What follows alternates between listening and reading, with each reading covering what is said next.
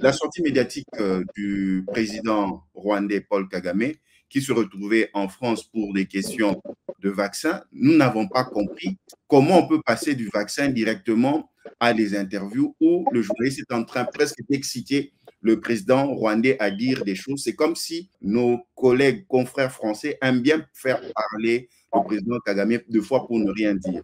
Kagame, prêt à faire la guerre avec la République démocratique du Congo, et Kagame le dit qu'il n'a plus besoin de pouvoir échanger avec le président Félix Tshisekedi.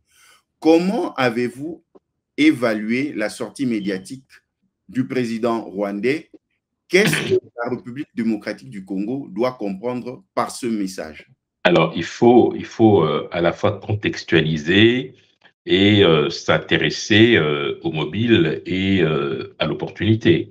Le contexte d'abord, il faut savoir que à l'heure actuelle, les deux processus qui jusqu'ici étaient menés concomitamment sont au point mort. On pense évidemment au processus de Luanda qui s'intéresse davantage à la dimension externe du conflit et qui implique donc le Rwanda et la RDC directement en face à face avec comme terme de référence eh bien, cette fameuse feuille de route qui a été élaborée il y a maintenant 2 ans.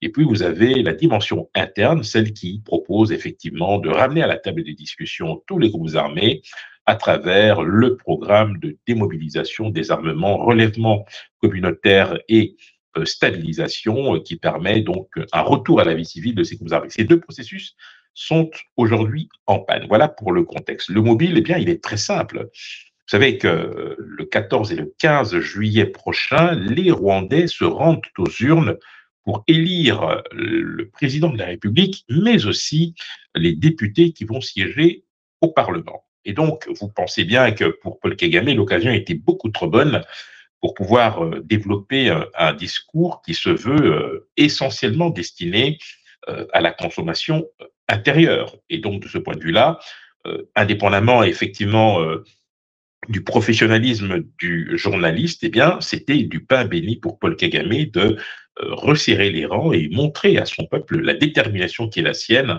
de continuer à protéger ce pays. Alors, on va faire un peu d'histoire. On rappelait quand même que c'est depuis 1994 que Paul Kagame est au pouvoir au Rwanda. C'est en 2000 que le président Bizimungu a été déposé. Donc, depuis 24 ans, on va dire que Paul Kagame a les coups des franches par rapport à la gestion du pays. Ça fait exactement 30 ans que Paul Kagame est au pouvoir.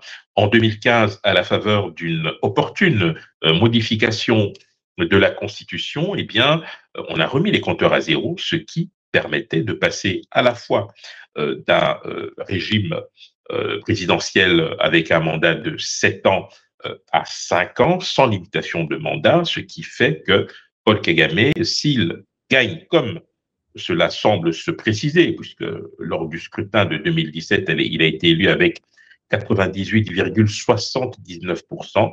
Il devrait rester dans la même moyenne pour ces élections et on peut parier que dans 5 ans, il sera à nouveau candidat et ensuite en 5 ans encore, ce qui lui permettra de totaliser 40 ans de pouvoir dans son pays. Paul Kagame a réussi à se rendre indispensable à la fois sur le plan interne et externe. Sur le plan interne d'abord, en donnant des gages à sa population quant à sa détermination à développer son pays. Il l'a fait au détriment de la RDC, puisque vous savez que ce pays, depuis de longues années, exploite de manière illégale ou bénéficie indûment des richesses qui sont exploitées illégalement en République démocratique du Congo.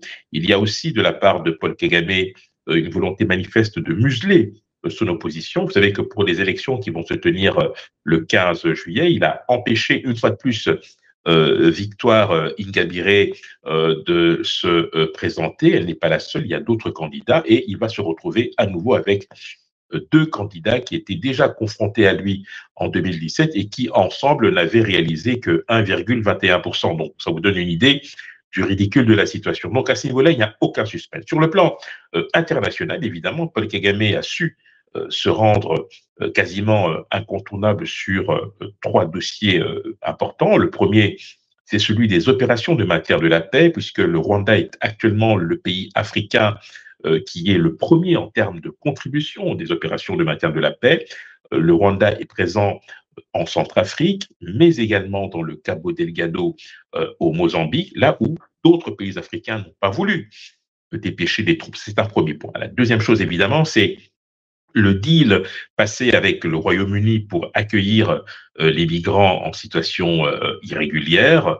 Le Rwanda s'est porté volontaire en échange d'une somme substantielle, en dépit des critiques qui ont été formulées par les Nations Unies, par le HCR, par l'OIM. Eh bien, le gouvernement britannique de Rishi Sunak et Paul Kagame ont tenu bon. Et puis, la troisième chose, évidemment, c'est cet indéfectible soutien que certaines puissances occidentales continuent eh bien, de témoigner au Rwanda, ce qui fait que ce même Rwanda a compris là où se situaient les faiblesses occidentales, c'est-à-dire que là où peu de pays africains étaient en capacité d'apporter une assistance ou un accompagnement, eh bien, il s'est dévoué.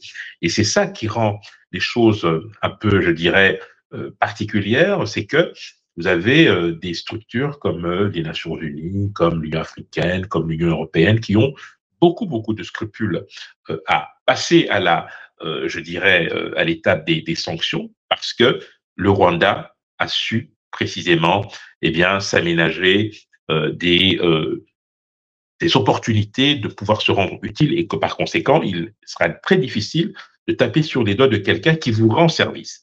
Et Kagame en est conscient puisque les Occidentaux